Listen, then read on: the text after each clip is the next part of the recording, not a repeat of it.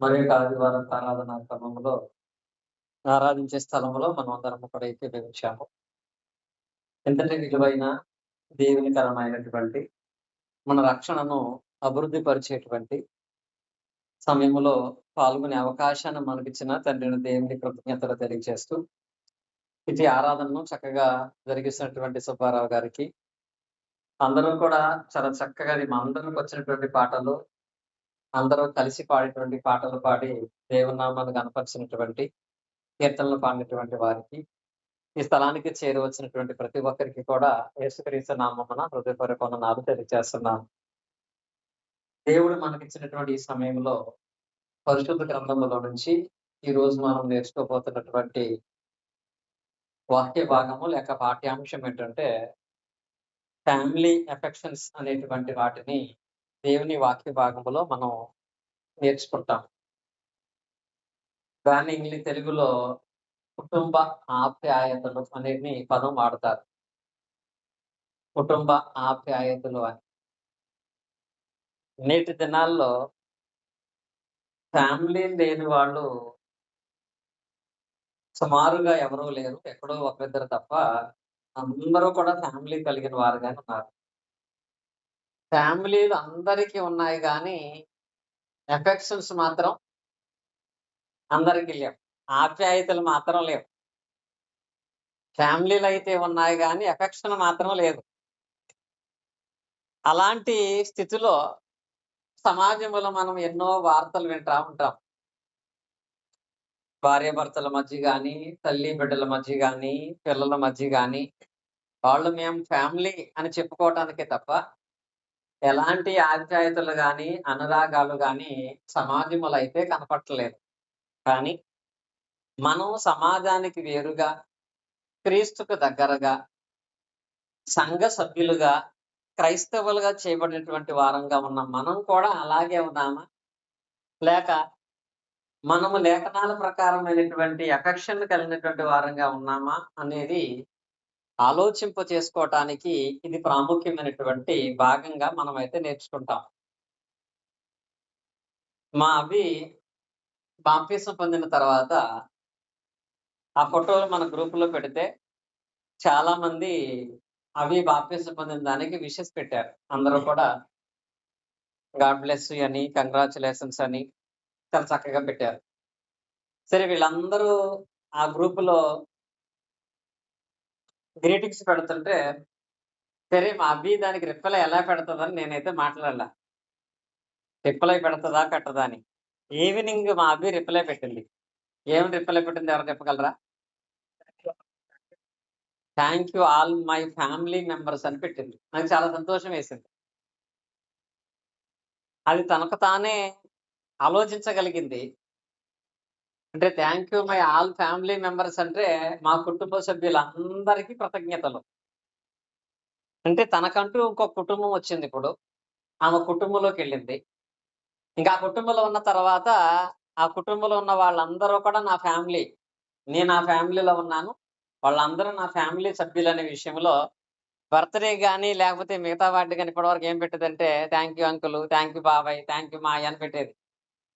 దీనికి మాత్రం చాలా మంచి ఆలోచనతో రిప్లై పెట్టింది. దాన్ని బట్టే ఇలాంటి అంశం చెప్పాలని నేనైతే అనుకున్నాను. ఇదే ఆలోచన సంఘములో ఉన్న ప్రతి ఒక్కరికి ఉండాలి. కుటుంబం కలిగి ఉన్న వాళ్ళందరికీ కూడా ఉండాలి. భౌతిక సంబంధమైన కుటుంబంలో తండ్రిని బట్టి అందరూ కుటుంబముగా పిలువబడతారు. ఆత్మ సంబంధమైన కుటుంబం కూడా ఒకటుంది. దానికి కూడా తండ్రిని బట్టే అందరము కుటుంబం అని పిలువబడతాం. అదే మన సోదరులు రాజుగారు చదివినటువంటి వాక్య భాగము. ఎఫెసీయులకు రాసిన పత్రికను మనం జ్ఞాపకం చేసుకున్నట్లయితే, ఎఫెసీయులకు రాసినటువంటి పత్రికలో 3వ అధ్యాయమునందు 15 నుండి 19 వచనాలలో ఇక్కడ పౌలు గారు చేస్తున్న ప్రార్థన మనకు కనపడుతుంది. పౌలు గారు మొదట ప్రార్థన చేసి, ఎఫెసు పత్రిక 3వ అధ్యాయము 14 నుండి 19 వరకు ప్రార్థన చేసి, ఆ ప్రార్థన ప్రకారంగా ఎవరైతే ఉంటారో వాళ్ళ విషయంలో దేవుడు ఏం చేస్తాడో 20, 21 వచనాల్లో రాశాడు ఆయన. 20, 21 ఏంటి? మనలో కార్యసాధకమైన తన శక్తి చొప్పున మనము అడుగు వాటన్నిటికంటేనో ఊహించు వాటన్నిటికంటేనో అత్యధికముగా చేయగల శక్తి గల దేవునికి ఈ వాక్య భాగములో 20:21 అందరికీ తెలిసిన వచనం. అందరూ నమ్ముతారు, అందరూ కోరుకుంటారు, అందరూ జ్ఞాపకం చేసుకుంటూ ఉంటారు. ఏంటది? మనలో కార్యసాధకమైన అనగా మన కార్యం అంటే పని, మనం చేసే ప్రయత్నాలు ఏవైనా తన శక్తి చేత, ఎవరి శక్తి చేత? దేవుడు తన శక్తి చేత మనం అడిగిన దానికంటే, ఊహించిన దానికంటే అత్యధికమైన మేలును దేవుడు చేస్తాడు. నిజమే. మహోన్నతమైన దేవుడు అనుకుంటే మనం అడుగుతున్న దానికంటే, ఊహించిన దానికంటే అత్యధికమైన మేలు దేవుడు చేస్తాడు. కానీ 20-21 వచనాలలో అత్యధికమైన మేలును దేవుడు చేయాలంటే పౌలు గారు చేసినటువంటి ఆ ప్రార్థనలో సారాంశము తెలుసుకొని దాని ప్రకారంగా ప్రవర్తించాలి. అదే 14వ వచనంలో పౌలు గారు మాట్లాడతారు. ఏమని? ఈ హేతువు చేత పరలోకమందును భూమి మీదను ఉన్న ప్రతి కుటుంబమును ఏ తండ్రిని బట్టి కుటుంబమును పిలువబడుచున్నదో ఆ తండ్రి ఎదుట నేను మోకాళ్ళుని మీరు అంతరంగ పురుషుని యందు శక్తి కలిగి, ఇక్కడ పౌలు గారు ప్రార్థన చేస్తా ఏమంటున్నాడంటే, పరలోకమందు గాని భూమి మీద గాని ఉన్న కుటుంబాలన్నీ కూడా ఏ తండ్రిని బట్టి కుటుంబం అని పిలువబడుతున్నాయో, ఎన్నో కుటుంబాలు ఈ లోకంలో ఉన్నాయి. ఎవరి కుటుంబం వాళ్ళది. నాగేశ్వరరావు గారి కుటుంబం, రాజారాం గారి కుటుంబం, శిరీష్ గారి కుటుంబం, సుబ్బారావు గారి కుటుంబం, వెంకటేశ్వర గారి కుటుంబాలు, ఎవరి కుటుంబాలు వాళ్ళకు ఉన్నాయి. కానీ ఈ కుటుంబాలు ఎన్ని ఉన్నా పరలోకమందు భూమి మీదగా ఉన్నటువంటి శాశ్వతమైన కుటుంబం ఒకటి ఉంది. ఆ కుటుంబం ఎవరిని బట్టి కుటుంబం అని పిలువబడుతుందంటే, అక్కడ ఉంటారు, ఏ తండ్రిని బట్టి కుటుంబం అని పిలువబడుతుందో ఆ తండ్రి ఎదుట మోకాళ్ళలోని ప్రార్థన చేస్తున్నా. ఆ తండ్రి ఎవరు? తండ్రి దేవుడు. దేవునిని బట్టి మనం అందరం ఒక కుటుంబం అయి ఉన్నాం. సంఘము అనేది ఒక కుటుంబం, ఒక ఫ్యామిలీ. ఈ ఫ్యామిలీలో మనం ఉన్నామా? ఫ్యామిలీ ఎఫెక్షన్ కూడా కలిగి ఉన్నామా? భౌతిక సంబంధంగా పిల్లలు, భార్యాభర్తలు అనేది ఒక ఫ్యామిలీ. ఫ్యామిలీ మాత్రమే కలిగి ఉన్నామా? ఎఫెక్షన్ కలిగి ఉన్నామా? ఎఫెక్షన్ లేనప్పుడు ఆ ఫ్యామిలీ వల్ల ఎలాంటి ప్రయోజనము, ఎలాంటి లాభము, ఎలాంటి ఆనందం కూడా ఉండదు. ఉదాహరణకి ఇంట్లో భోజనం చేయటానికి, హోటల్లో భోజనం చేయటానికి ఉన్న తేడా ఏంటి? హోటల్‌కెళ్ళి భోంచేస్తున్నావు నువ్వు, ఇంట్లో భోజనం చేస్తావు. రెండిటికి తేడా ఏంటి? ఇంట్లో భోజనానికి సిద్ధమవ్వాలంటే ఒక భారీగా కావాల్సిన పదార్థాలు నువ్వు రెడీ చేయాలి. ఒకటి. పిల్లలు ఆ టైంలో కావలసిన వాటన్నిటిని తీసుకొచ్చి పెట్టాలి. అందరూ కూడా ఒకేసారి కలిసి కూర్చుని భోజనం చేస్తారు. భోజనం అయిపోయిన తర్వాత ఆ చేసినవన్నీ కూడా తీసుకుని పట్టుకెళ్ళి క్లీన్ చేస్తారు. ఇది ఇంట్లో ఉండేటువంటిది. కుటుంబంలో నలుగురు తినటానికి ఒకళ్ళు తయారు చేస్తారు. కుటుంబంలో నలుగురు తినటానికి ఒకళ్ళు కావలసిన వాటిని తీసుకొస్తారు. కుటుంబంలో నలుగురు భోంచేయడానికి కావలసిన వాటిని తీసుకొచ్చిన తర్వాత ఒకళ్ళు క్లీన్ చేస్తారు. ఇలా ఏంటంటే కుటుంబం అనగానే అందరూ కలిసి భోంచేయటం, ఉన్న పని అందరూ కలిసి చేసుకోవటం, అందరూ కలిసి వారి వారి యొక్క అవసరాలను బట్టి పనులకు సమకూర్చుకోవటం. అదే హోటల్‌కెళ్తే హోటల్ పరిస్థితి ఎలా ఉంటది? నువ్వు వండాల్సిన పని లేదు అక్కడ. రెండవది, అందరూ వచ్చి కూర్చునేదాకా నువ్వు భోజనం చేయకుండా కూర్చుంటావా? కూర్చోవలసిన అవసరం లేదు. అందరూ తిని లేచిపోయేదాకా మనం కూర్చుంటామా? దాని అవసరం లేదు. నువ్వు తినేసిన తర్వాత నువ్వు తిన్న ప్లేట్ గాని, నువ్వు తిన్న ఇస్తరు గాని తీసేయని అవసరం ఉందా? దాని అవసరం కూడా లేదు. అక్కడ నువ్వు ఏ పని చేయక్కర్లేదు. కేవలం ఒక ₹100 ఇస్తే అక్కడి నుంచి వచ్చేయొచ్చు. ఇది హోటల్‌లో కనపడేటువంటి విధానం. ఫ్యామిలీలో అది కాదు కదా! ఫ్యామిలీ వచ్చేటప్పటికి ఇక్కడ వేరే విధానం ఉంటది. ఆ నలుగురు కోసం నువ్వు అక్కడ చేయవలసిన పని చేయాలి. అది ఎఫెక్షన్ అనేది. అది లేనప్పుడు హోటల్‌కి, ఇంటికి తేడా లేనప్పుడు ఇంక అది కుటుంబం అనబడదు. నేటి దినాల్లో కొన్ని కుటుంబాలు అలాగే ఉంటాయి. అలా ఉంటున్న కుటుంబాలు యందు ఎలాంటి ప్రేమ, ఆప్యాయతలు ఉండవండి. ఒక హోటల్‌కొచ్చినట్టు వెళ్ళిపోతుంటే కొన్ని కొన్ని సార్లు భార్య కూడా అంటా ఉంటది, ఏదో హోటల్‌కొచ్చినప్పుడు తిని వెళ్ళిపోతున్నావు అంతే అని. అంటే ఏం చేయట్లేదు ఇంట్లో అని. భర్త కూడా అంతే. ఏదో వండి పెట్టాలి కాబట్టి వండి పెడుతున్నావు అంతే. పిల్లలు కూడా అంతే. ఇలా మాట్లాడే పరిస్థితి వచ్చిందంటే అసలు అది కుటుంబమే కాదు. అలాంటి కుటుంబం నిలబడదు కూడా. మనీని బట్టి ఈ రోజుల్లో రిలేషన్ నిలబెట్టలేం. మనీని బట్టి కూడా దేవునితో సంబంధాన్ని కూడా నిలబెట్టలేం.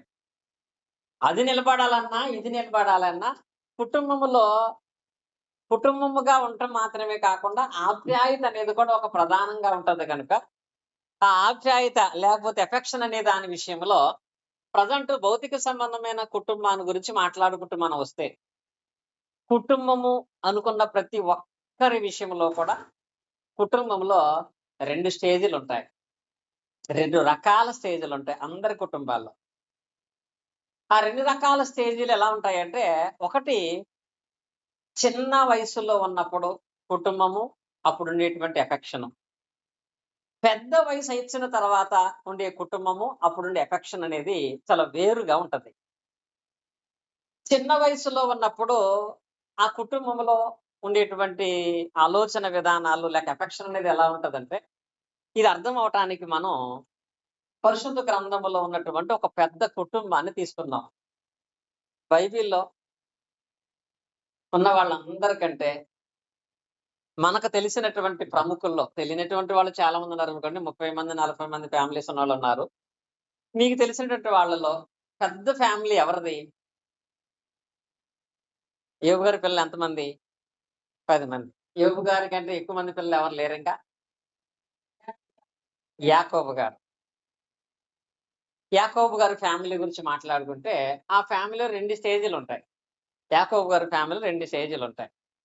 సరే యాకోబు గారి ఫ్యామిలీ పెద్ద ఫ్యామిలీ ఉంది కదా! యాకోబు గారికి ఎంతమంది పిల్లలు? మళ్ళీ అడుగుతున్నా. యాకోబు గారికి ఎంతమంది పిల్లలు? అంటే అడిగే కొద్దీ పెంచుతున్నారు రేటు. నేను పిల్లలని అడిగానండి. యాకోబు గారికి 13 మంది పిల్లలు. ఈ యాకోబు గారి గురించి మాట్లాడాలంటే ఆదికాండంలో 35వ అధ్యాయంలో 23 నుండి 26 వరకు. ఈ ఫ్యామిలీకి సంబంధించిన ఎఫెక్షన్ గనుక రిఫరెన్స్ చెప్తాను. మీరు రాసుకోండి. దాని వివరణ మనము చెప్పుకుంటూ వెళతాం. ఇక్కడ ఆదికాండము 35వ అధ్యాయము 23 నుండి 26 వచనాలలో యాకోబు గారి కుమారుల పేర్లు ఉంటాయక్కడ. యాకోబు గారి కుమారుల పేర్లు మొత్తం ఎన్నుంటాయంటే అక్కడ 12 మంది కుమారుల పేర్లు. యాకోబుకి కుమారులు 12 మంది. 12 మంది యాకోబు కుమారుల పేర్లు ఈ వచనాల్లో కనపడతాయి. లేయాకు 6గురు, ఆ తర్వాత దాసులకి దాసీలకి 2, తర్వాత రాహేలుకి 2, మొత్తం మీద 12 మంది కుమారులు అక్కడ కనపడతారు. ఈ యాకోబుకు కుమార్తె కూడా ఉంది. ఆమె పేరేంటి? దీనా అనేటువంటి కుమార్తె. 12 మంది కొడుకులు, ఒకే ఒక కూతురు. ఆదికాండం 30 అధ్యాయం 21 వచనములో దీనా పుట్టుకను మనం చూస్తాం. ఆదికాండం 30 అధ్యాయం 21 వచనములో దీనా పుట్టుకను మనం చూస్తాం. టోటల్‌గా యాకోబు గారి ఫ్యామిలీ 13 మంది పిల్లలతో ఉన్నటువంటి కుటుంబం. ఈ కుటుంబము గురించి ఆలోచించాలంటే, ఈ కుటుంబాల్లో ఈ 13 మంది పిల్లల్లో 2 దశలు కనపడతాయి మనకి. ఆ 2 దశల్లో ఒకటి చిన్న వయసులో ఉన్నప్పుడు పిల్లల మనస్తత్వాలు, పిల్లల స్వభావాలు, పిల్లల ఆలోచనలు ఎలా ఉంటాయి అనేది మనం గ్రహిస్తే, ఆ రోజు యాకోబు కుటుంబంలో కాదు, ఈ రోజు చాలా మంది కుటుంబంలో కూడా అవి ఉన్నాయి. ఒకవేళ మీరు పెద్దోళ్ళు అయిపోయినా, ఒకసారి మీ పిల్ల వయసులో ఉన్నప్పుడు, చిన్న వయసులో ఉన్నప్పుడు మీరు ఎలా ఉండేవాళ్ళో జ్ఞాపకం చేసుకుంటే మన ఫ్యామిలీ కనపడదక్కడ. వాళ్ళు ఎలా ఉండేవాళ్ళంటే, ఆదికాండములో మనం చదువుకున్న ఒక వాక్య భాగాన్ని 37 అధ్యాయం 3, 4 వచనాలు మనం చదువుకున్నట్లయితే, ఆదికాండము 37 అధ్యాయం 3, 4 వచనాలు. మరియు యోసేపు ఇశ్రాయేలు వృద్ధాప్యమందు పుట్టినటువంటి కుమారుడు గనుక, అతని కుమారులందరికంటే ఎక్కువగా అతన్ని ప్రేమించి, అతని కొరకు విచిత్రమైన నిలువుటంగి కుట్టించెను. అతని సహోదరులు తమ తండ్రి అతన్ని అందరికంటే ఎక్కువగా ప్రేమను చూసినప్పుడు వారు అతని మీద పగబట్టి అతని క్షేమ సమాచారమే అడగలేకపోయేది. చూడండి ఇక్కడ చిన్న వయసులో ఉన్నప్పుడు ఫ్యామిలీలో పిల్లలుగా ఉన్నప్పుడు వాళ్ళ స్వభావం అనేది ఎలా ఉంటది? సహజంగా ఎవరికైనా ఇప్పటికి కూడా చాలా కుటుంబాలు అంతే కదా! అక్కని ఎక్కువగా ప్రేమిస్తే చెల్లికి నచ్చదు. చెల్లికి విలువైన వాటిని తీసుకొస్తే అక్కకి నచ్చదు. చిన్నప్పుడంతా ఎలా ఉంటదంటే, నిజంగా ఆ టైంలో ఉన్న స్థితి జ్ఞాపకం చేసుకుంటే, ఇప్పుడు బాధపడతారు పెద్దయిన తర్వాత. ఇప్పుడు బాధపడతా ఉంటారు. అక్కడ మీరు చూడండి, వీళ్ళు 13 మంది పిల్లలున్నారు. కానీ తండ్రి అయినటువంటి యాకోబు యోసేపును కొంచెం ఎక్కువ ప్రేమిస్తున్నాడు. యోసేపుని ఎక్కువగా ప్రేమించటం అతని సొంత అన్నలకే నచ్చట్లేదు. చిన్నోడు కదా! పోనీలే అని వదిలిపెట్టే స్వభావం లేదండి. అతని మీద అసూయ, ఇంకా పగ, ఇంకా అతనికి ఏ మేలు కలగకూడదనేటువంటి ఆలోచనతో, చెడ్డ తలంపులతో జీవించేటువంటి పరిస్థితి. ఆ వయసు అలాంటిదే. ఇలాంటి స్వభావం అందరికీ ఉంటది. చిన్నప్పుడు పరిస్థితి ఎలా ఉండేది? అక్కంటే చెల్లికి కోపం. అన్నయ్య అంటే తమ్ముడికి కోపం. తమ్ముడంటే అన్నయ్య కూడా చులకన. చెల్లంటే అక్కకు కూడా అసూయ. ఇలాంటి స్వభావాలు అందరికీ ఉంటాయి. చిన్నప్పుడు ఫ్యామిలీస్‌లో ఎలా ఉంటదంటే, అన్నయ్య మీద ఏదన్నా ఒక కంప్లెయింట్ చెప్పి, ఇంట్లో అమ్మ గాని, నాన్న గాని అన్నయ్యని తిడతంటే, అది ఎంత హ్యాపీగా ఉంటది. ఎన్నిసార్లు తిట్టించుంటాం మనం. తమ్ముడి మీద ఏదైనా కంప్లెయింట్ చెప్పి, నాన్న తమ్ముడిని కొడతంటే వీడికెలా ఉంటది? ఒక రకమైనటువంటి హ్యాపీ. వాడిని తిట్టితే వీడికి ఆనందం. వాడిని కొట్టితే వీడికి ఆనందం. కేవలం ఇంట్లోనే ఉంటది మళ్ళీ. బయటుంటదా? బయటి వాళ్ళ మీద ఎనలేని ప్రేముంటది. కానీ ఇంట్లో వాడి మీద మాత్రం ప్రేముండదు ఆ వయసులో. ఇంట్లో వాడంటే అస్సలు ఇష్టముండదు. బయట వాడు కొట్టినా పట్టించుకోరు. వీడు తినకుండా అవసరమైతే బయటోడికి పెట్టడానికి కూడా ఇష్టపడతాడు కానీ, ఇంట్లో కాడికొచ్చేటప్పటికేంటంటే ఒక రకమైన అసూయ, వాడంటే ద్వేషం. ఎప్పుడు వాడిని ఏదో తిట్టించటమో, కొట్టించటమో, వాడి మీద ఏదో ఒక నేరం మోపి వాడిని బాధ పెట్టే ప్రయత్నం చేయడం ఇదే జరుగుతది ఎప్పుడు కూడా ఇంట్లో. అలా జరుగుతున్నప్పుడు వీడు చాలా హ్యాపీగా ఫీల్ అవుతా ఉంటాడు. పోనీ వాడు ఊరుకుంటాడా? నన్ను తిట్టించాడు కాబట్టి ఎప్పుడైనా ఈడిని మళ్ళీ తిట్టించాలి. వీడిని కొట్టించాలి. ఇంకా ఆ చిన్న వయసంతా కూడా ఎలా ఉంటదంటే పగలతో, అసూయలతో, ద్వేషాలతో ఇమిడిపోయిన కాలంగా ఉండిపోద్ది. కానీ నిజంగా చెప్పాలంటే ఆ వయసులో ఉన్నప్పుడు తెలీదండి. కొంతకాలానికి నా ఇంట్లో ఉన్నటువంటి నా కుటుంబ సభ్యులతో నేను విడిపోతా. వాళ్ళకు దూరంగా నేను, నాకు దూరంగా వాళ్ళెళ్ళిపోతారు. అనేది అప్పుడు తెలీదు. ఇప్పుడు తెలిసినప్పుడు ఎంత బాధేస్తదో తెలుసా? అప్పుడు తెలీదండి. ఇప్పుడు మా అన్నయ్య ఉన్నాడు. చిన్నప్పుడు నేను కూడా ఏదో రకంగా వాడి మీద ఏదో కంప్లెయింట్ పెట్టేవాడిని. మా నాన్న గాని, మా అమ్మ గాని మా అన్నయ్యని తిడితే, మా వోడు వెంటనే అలిగి ఏం చేసాడంటే మా నాయనమ్మ ఇంటికెళ్ళిపోయేవాడు. అక్కడికెళ్ళిపోయేవాడు. అక్కడికెళ్ళిపోతే నాకు హ్యాపీ. ప్రశాంతంగా ఒక్కడే ఉంటారు కదా! అన్నీ నేను చూసుకోవచ్చు. కావాల్సిన ఛానెల్ చూసుకోవచ్చు. కానీ ఇప్పుడు అనిపిస్తా ఉంటది. ఇప్పుడు వాడిని చూడాలంటే ఏదన్నా ప్రేయర్ పెట్టాలి. ఏదైనా ప్రార్థన జరగాలి. అప్పుడు గాని చూడటానికి కుదరదు.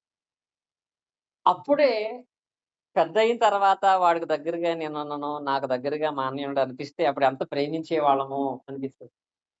కానీ ఆ వయసులో తెలీదు గనక అసూయలు, ద్వేషాలు పెట్టుకొని ఒకళ్ళ మీద ఒకళ్ళు విరోధాలు పెట్టుకొని, ఒకళ్ళనొకళ్ళు బాధ పెట్టుకొని, ఒకళ్ళనొకళ్ళు పగ పెంచుకొని జీవించే కాలాలే గుర్తొస్తాయి. మీ అందరికీ అక్కా చెల్లెలుంటారు, అన్నదమ్ములుంటారు. వాళ్ళతో చిన్నప్పుడు ఎలా ఉండుంటారు? ఇదే పరిస్థితి కదా! వాడి మీద కంప్లెయింట్ ఇవ్వని రోజుండదు. వాడు ఏదైనా మంచిదైతే పెంచుకునేదుండదు. సరే, అలాంటి పరిస్థితుల్లోంచొచ్చాం కాబట్టి నేను వీళ్ళిద్దరిని అంటే మీకు వీళ్ళిద్దరిని అలా పెంచలేదు. ఈక్వల్‌గా ఒకరంటే ఒకళ్ళు ఇష్టపడేటట్లుగా చిన్నప్పటి నుంచే వాళ్ళని పెంచుతున్న ఎఫెక్షన్ ఉంది. ఇది కొంచెం ఎక్కువైంది మళ్ళీ. ఇది కొంచెం ఎక్కువైంది ఏందంటే, ఇప్పుడు మా అభి ఉంది. ఏదైనా పట్టుకొస్తే తీసుకోమంటే, ఇది అది అక్కకిష్టం. అక్క జాను అంటది. జానుకిష్టం కాబట్టి తనకొచ్చేయి అంటది. పోయిన జనవరిలో ఒక డ్రెస్ కొన్నా నేను. ఫస్ట్ వెళ్ళి అభికి సెలెక్ట్ చేసి పట్టుకొచ్చాను. పట్టుకురాగానే అభి చూసి జానుకి తీసుకోలేదు. అభికి తీసుకున్నాం. అభి అంది, "చాలా బాగుంది డాడీ. చాలా నచ్చింది నాకు.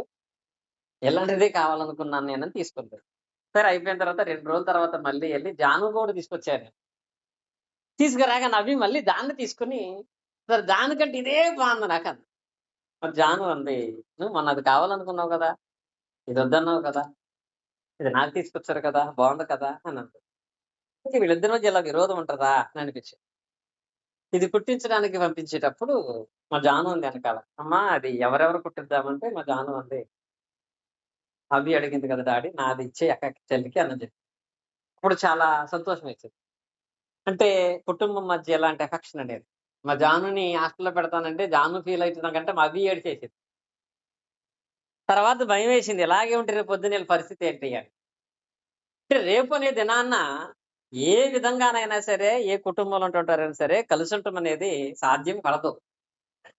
ఎప్పుడు మా అన్నయ్య, నేను ఒక చోట ఉంటాం. మా అక్క, నేను ఒక చోటే ఉంటాం. మా చెల్లి, నేను ఒక చోటే ఉంటాం అనేది ఎప్పటికి సాధ్యం కానటువంటి పరిస్థితి.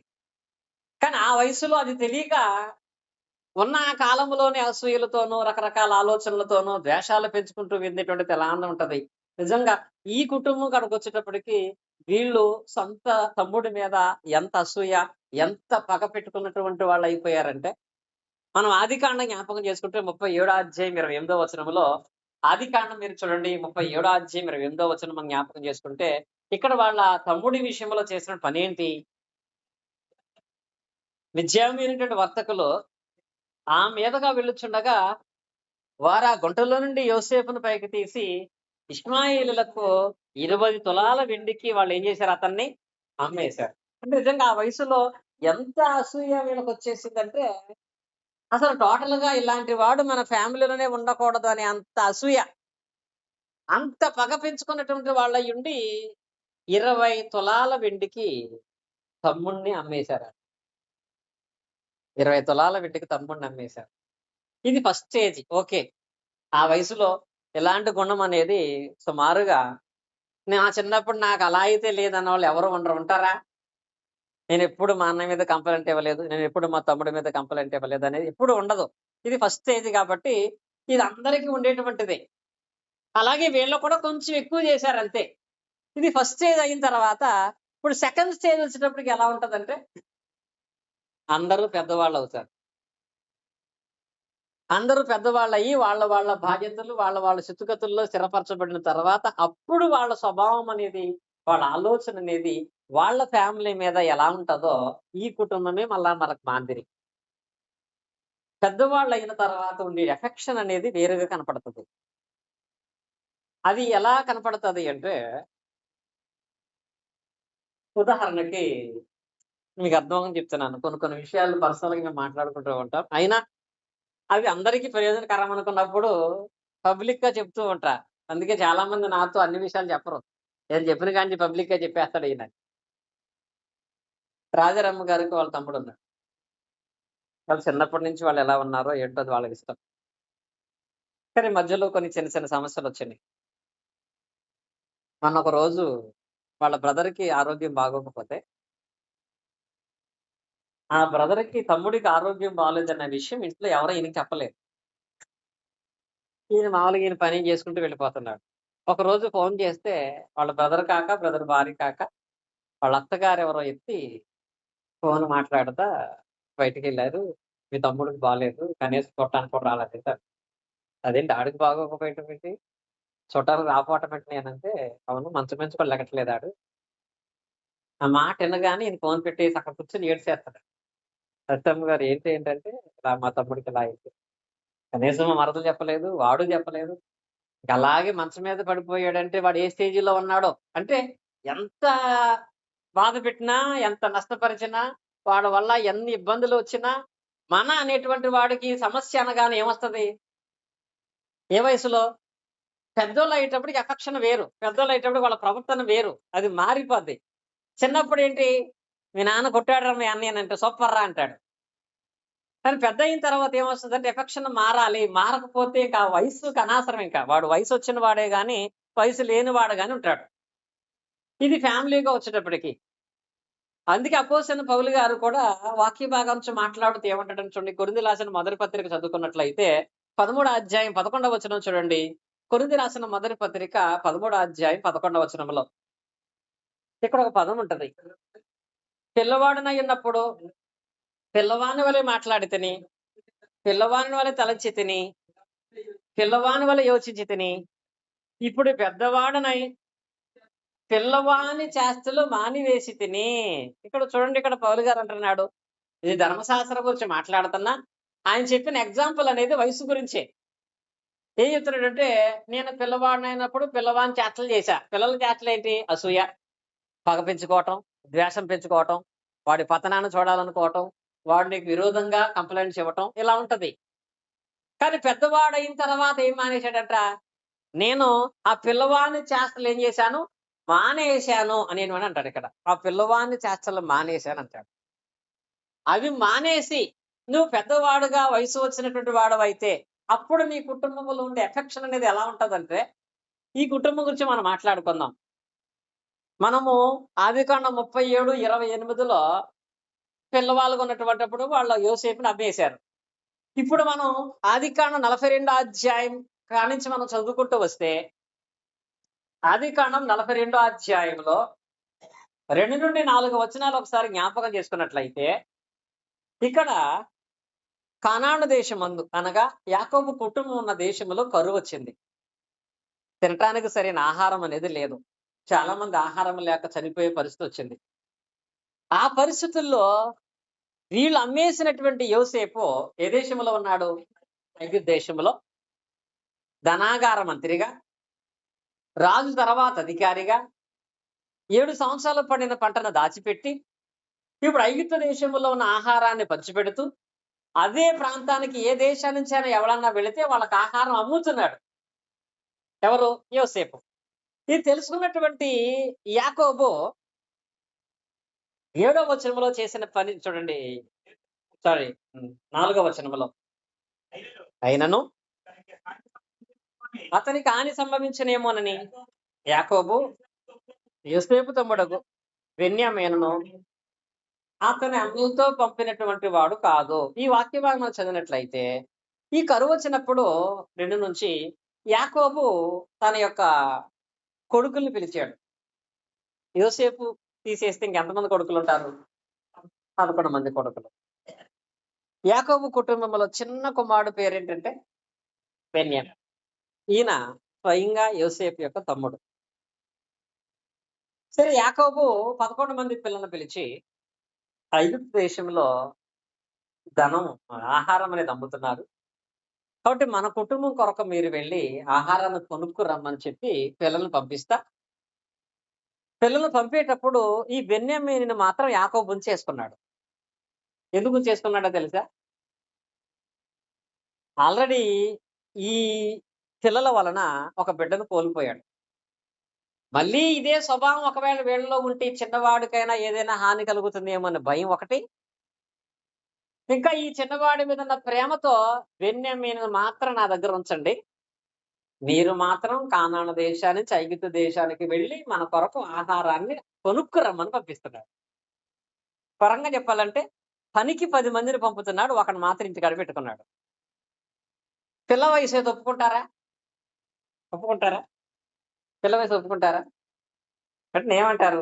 అన్నీ నేనే చేయాలా? ఆడు చేయడా? ఆమె చేయదా? అని స్వభావం వస్తది కదా! కానీ ఇప్పుడు వీళ్ళు పెద్దవాళ్ళయ్యారు గనక తండ్రికి వాడన్నా దగ్గరగా ఉంటే ధైర్యంగా ఉంటది అని ఇప్పుడు అసూయ లేదు, పగ లేదు. తండ్రి ఇష్టాన్ని ఆలోచించేటువంటి అప్పటికి యాకోబు ముసలివాడైపోయాడు. వెంట్రుకలు కూడా తెల్లగా అయిపోయి ముసలివాడైపోయాడు. అయినా తండ్రిని ప్రేమించే స్వభావం పిల్లలకొచ్చింది.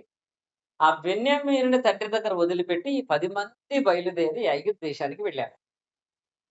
ఐగుప్తు దేశానికి వెళ్ళిన తర్వాత 7వ వచనం మనం చదివినట్లయితే, యోసేపు తన సహోదరులను చూచి వారిని గుర్తుపట్టి వారికి అన్యులు వలె కనపడి వారితో కఠినముగా మాట్లాడి, చూడండి ఇక్కడ 2 విషయాలున్నాయి. యోసేపు దగ్గరికి వెళ్ళగానే ఈ 10 మంది సహోదరులు యోసేపు కాళ్ళకి నమస్కారం చేశారు. యోసేపుని వాళ్ళు గుర్తుపట్టలేదు. కానీ యోసేపు మాత్రం ఆ 10 మందిని గుర్తుపట్టేశాడు. గుర్తుపట్టేశాడు కానీ ఇప్పుడు వాళ్ళ స్వభావం గురించి ఆలోచించాలి. గుర్తుపట్టేసినప్పటికీ వాళ్ళెవరో తెలియనట్టుగా, అన్యుని వాళ్ళకి ఎవరో తెలియనట్లుగా కఠినంగా మాట్లాడుతున్నాడంట. కఠినంగా మాట్లాడుతూ ఈ యోసేపు యొక్క ఈ జీవిత కాలమందు మనం పరిశీలన చేసినట్లయితే 42 అధ్యాయం నుంచి 45 అధ్యాయం వరకు వాళ్ళతో మాట్లాడతా యోసేపు 3 సార్లు ఏడుస్తాడు. అసలు అక్కడ ఆ ఎఫెక్షన్ అర్థం చేసుకుంటే ఎంత దుఃఖం మన కుటుంబాల విషయంలో మనకు కలుగుతుంది అంటే, 10 మంది సహోదరులు వచ్చారు. 10 మంది సహోదరులు వచ్చినప్పుడు వాళ్ళని గుర్తుపెట్టాడు గాని, అన్యుడికి లాగా వాళ్ళతో కఠినంగా మాట్లాడటం అంటే, మీరు అధ్యాయం చదివితే 42 అధ్యాయం చదివితే అక్కడ ఏం కనపడుతదంటే, వాళ్ళొచ్చి "అయ్యా మేము కానాను దేశం నుంచి వచ్చాం. మాకు దయచేసి ఆహారం ఇమ్మని" బ్రతిమిలాడుతుంటే, ఈయన కఠినంగా మాట్లాడటంలో ఏం మాట్లాడాడంటే, "మీరు నిజంగా ఆహారం కోసం రాలేదు. మీరు మా రాజ్యం గుట్టు తెలుసుకోవటానికి వచ్చినటువంటి వేగులవారు. మీరు మమ్మలను మా రాజ్యము గుట్టును తెలుసుకోవడానికి వచ్చినట్టు శత్రువులని" వాళ్ళతో వాదించాడు. వాదించినప్పటికి వీళ్ళు "కాదు బాబు మాది కానాను దేశం. మేము వేగుల వారం కాదు. తినటానికి లేకొచ్చాం. ఇగో డబ్బులు తీసుకొని మాకు ఆహారం ఇమ్మంటే" "లేదు మీరు వేగుల వారే" అని చెప్పి, మీరు వేగుల వారనే విషయం కన్ఫర్మ్ అయ్యే వరకు మీరు చెరసాలలో ఉండాలని చెప్పి వాళ్ళని 10 మంది తీసుకెళ్ళి చెరసాలలో ఏసాడు. చెరసాలలో ఏసిన తర్వాత మళ్ళీ ఎళ్ళాడు. "మీరు నిజంగా వేగుల వారే కదా" అని. అప్పుడు వాళ్ళన్నారు, "అయ్యా మేము 10 మంది ఒకే కుటుంబం. వాస్తవంగా చెప్పాలంటే మా నాన్నకి 12 మంది కొడుకులు. అందులో ఒకడు లేడు. ఇంకొకడు చిన్నోడున్నాడు. వాడిని మా తండ్రి దగ్గర వదిలిపెట్టి వచ్చేసాం. 10 మంది వచ్చాం. మా ఫ్యామిలీ 10 మంది ఒక్కటే. మేమందరం ఒకే కుటుంబం" అని అన్నారు. అని అనగానే వెంటనే యోసేపు ఆ మాట విని, వీడిని చెరసాలలో వేశాను. దేని విషయంలో దేవుడేమన్నా నన్ను ఒకవేళ శిక్షిస్తాడేమోనని చూడండి 42 అధ్యాయము 22 వచనం చదివితే చూడండి మరియు రూబేను ఆ! ఆ! అయిన అయినను మీరు వినైతిరి గనుక అతని రక్తాపరాధం మన మీద మోపబడుచున్నదని వారికుత్తరం ఇచ్చెను. అయితే వివాషి వారి మధ్యనుండి గనుక ఆ మాట యోసేపు గ్రహించనని వారు తెలుసుకొనలేదు.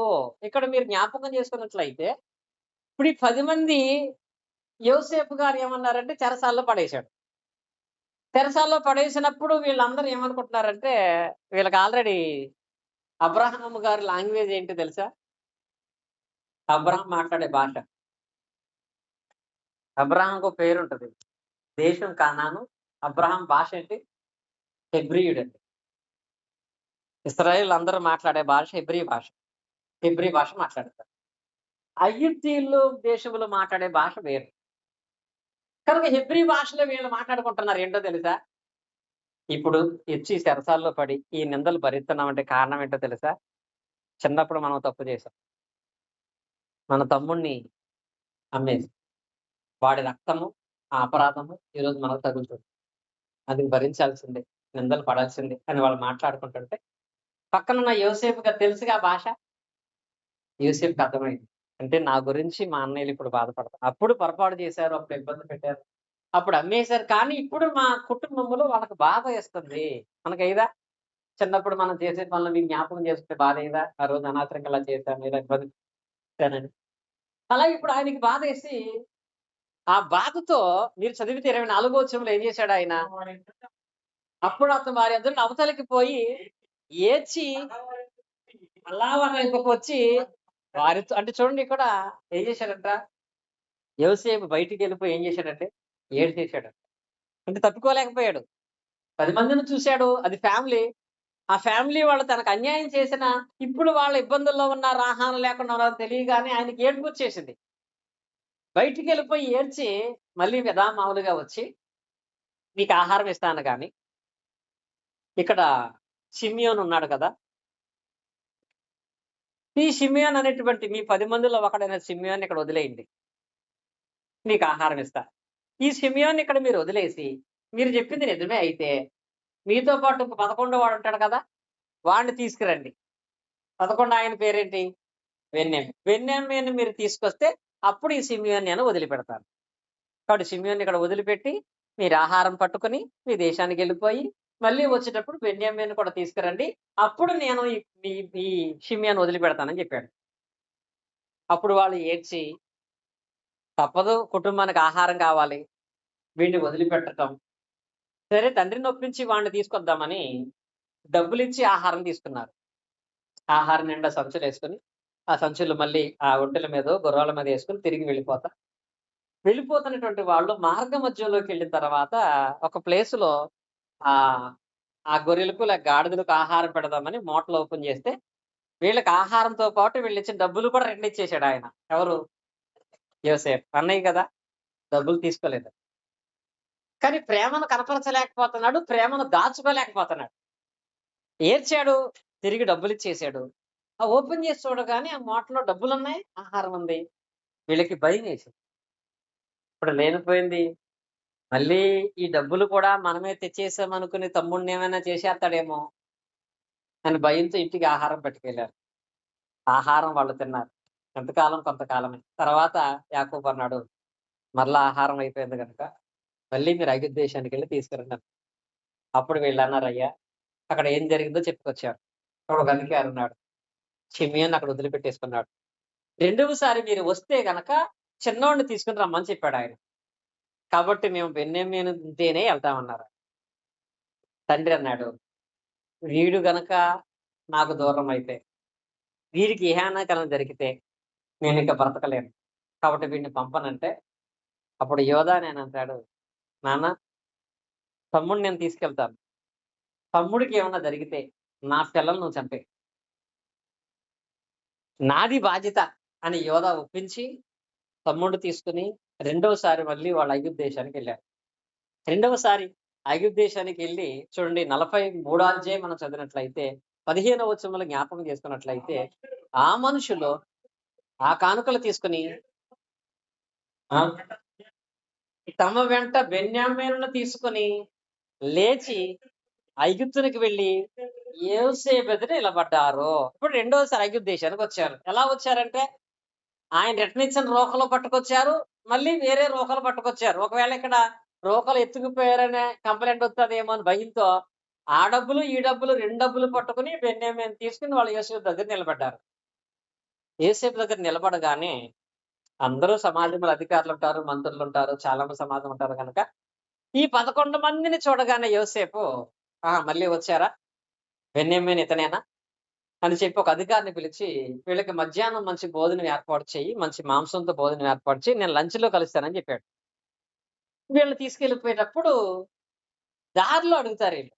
అయ్యా పోయినసారి వచ్చినప్పుడు మాతో పాటు రోకలు కూడా వచ్చేసి, ఆ కేస్ ఏమన్నా ఉందా మీ దగ్గర? అప్పుడు ఆ అధికారి అంటాడు, మీరు డబ్బులు ఇచ్చేసినట్టే రాస్తాం తప్ప మీరు డబ్బులు పట్టుకొని పోయినట్టు ఏమీ లేదు. ఎలాంటి ప్రాబ్లమ్ లేదంటే వీళ్ళు వెళ్ళిపోయారు. భోజనానికి కూర్చున్నాడు. భోజనానికి కూర్చున్న తర్వాత 43 అధ్యాయం 29వ వచనంలో యోసేపు వాళ్ళతో భోజనం చేయడానికొచ్చాడు. చూడండి ఆ వాక్య భాగంలో అప్పుడతను కనులెత్తి తన తల్లి కుమారుడును తన బెన్యామీనును చూచి, ఇతనేనా అని అడిగి, నా కుమారుడా దేవుడు నిన్ను కరుణించుగాక గాక అనెను. అప్పుడు అతని తమ్ముని మీద యోసేపునకు ప్రేమ పెరిగిపోవచ్చును గనుక అతడు త్వరపడి ఏడ్చుటకు చోటు వెతకి లోపల గదిలోకి వెళ్ళి అక్కడ ఏడ్చాడంట. ఏడ్చాడంట. మళ్ళీ ఏడుపొచ్చింది. కానీ కంట్రోల్ చేసుకుంటున్నాడు. ఎందుకంటే ఇంత వయసొచ్చింది. ఇంత బాధపడ్డాడు. అయినా తన ఫ్యామిలీ ఎఫెక్షన్ మీద చూడండి. బెన్యామీను చూడగానే మళ్ళీ ఏడుపొచ్చేసింది. ఇప్పుడు మనకుంటది కదా! వాళ్ళు ఎంత బాధ పెట్టినా, ఎంత ఇబ్బంది పెట్టినా, మన ఫ్యామిలీలో ఎవరికైనా చిన్న సమస్యని తెలియగానే ఏడుపొచ్చేస్తది. ఇంకప్పటికి వాడికి బాధ కలగలేదు, మార్పు లేదంటే ఇంక ఆడు మూర్ఖుడనే లెక్క. కొంతమంది ఎంత కఠినంగా ఉంటారంటే, అక్క చెల్లెల మధ్య, అన్నదమ్ముల మధ్య సమస్యలు, ఇబ్బందులు రావచ్చు. వాళ్ళకి సమస్య, వాళ్ళకి బాధ, వాళ్ళు హాస్పిటల్‌లో ఉన్నారంటే ఫస్ట్ ఎవరుండాలి? ఫ్యామిలీ ఎఫెక్షన్ అనేది ఉండాలి కదా! అది కదా వాళ్ళని బాగు చేసేది. ఆ ఫ్యామిలీ ఎఫెక్షన్ అనేది ఎప్పటికి నీకు లేదు. "నీకు అన్నయ్యకి యాక్సిడెంట్ అయిందిరా." "అయిందా? ఆడికి అలాగే జరగాలి" అన్నాడంటే ఇంక ఆడు అన్నయ్య అవుతాడా? అంతకంటే మూర్ఖుడు ఎవడన్నా ఉంటాడా? చూడండి, అమ్మేసి ఇన్ని శ్రమలు పెట్టినటువంటి వాళ్ళు తిరిగి వచ్చినప్పుడు వాళ్ళని చూస్తుంటే, ఆ పరిస్థితుల్లో చూస్తుంటే ఈ యోసేపుకి ఏం తగ్గట్లేదంటే, దుఃఖం ఆగట్లేదండి. ప్రేమ పొర్లు పారి అలాగని ఏడుద్దామంటే ఇబ్బంది. గబగబా ఏం చేశారంటే చుట్టుపక్కల ఎవరు లేని ప్లేస్ చూసుకొని పరిగెత్తుకెళ్ళి అక్కడ కొంతసేపు ఏడ్చి, ఆ ప్రేమను అలా కనపరుచుకొని మళ్ళీ తిరిగొచ్చి వాళ్ళతో కలిసి భోజనం చేశాడు. భోజనం చేసిన తర్వాత ఏం చేశాడంటే తిరిగి మరలా వాళ్ళకి కావాల్సిన సామానాన్ని ఇచ్చి పంపిస్తా. ఇప్పుడు ఒకతను ఏమన్నాడంటే ఒక అధికారిని పిలిచి, వీళ్ళకి వాళ్ళ వాళ్ళ మోటార్‌లో ఆహారం పెట్టే వాళ్ళ డబ్బులు కూడా వాళ్ళకిచ్చేయి. కానీ బెన్యామీను సంచిలో బెన్యామీనుకి తెలియకుండా ఒక వెండి గిన్నె పెట్టు అని చెప్పాడు. గిన్నె పెట్టారాళ్ళు. వాళ్ళు చక్కగా హ్యాపీగా తీసుకొని వెళ్ళిపోతుంటే, వెనకాల యోసేపుకి ఒక ఆయన్ని పంపించాడు. ఒకసారి వాళ్ళని చెక్ చేయండి, దొంగతనం చేశారు. వేరే ఆయన ఎళ్లి చెక్ చేస్తే బెన్యామీను మూటలో వెండి గిన్నె దొరికింది. మళ్ళీ వెనక్కి లాక్కొచ్చారు 11 మందిని. వెనక లాక్కొచ్చి, నేనింత ప్రేమించి మీకింత సహాయం చేస్తే మీరు దొంగతనం చేశారు. కాబట్టి దొంగతనం చేసిన వ్యక్తి ఎవరు అంటే బెన్యామీను. కాబట్టి మీ 10 మంది ఎళ్ళిపోండి. బెన్యామీను చేసిన నేరాన్ని బట్టి వాడిని మాత్రం ఇక్కడ చెరసాల వేయాల్సిందే. మీరెళ్ళిపోండి అన్నాడు. ఇప్పుడు వాళ్ళు ఆ వయసులో ఉన్న మైండే ఉంటే, అప్పుడు యోసేపు పోయాడు, ఇప్పుడు బెన్యామీను పోయాడు. పోయిందిలే దరిద్రం అనుకునేవాళ్ళు కదా! కానీ ఇప్పుడు అక్కడ యోధా అనేటువంటి ఆయన ఏమంటాడో తెలుసా? 30వ వచనం చదవండి ఒకసారి. 44, 30. 44, 30. కావున తమ దాసుడైన ఆ! ఈ చిన్నవాడు వినిన ఎడల అతని ప్రాణము గనుక ఆ! ఆ!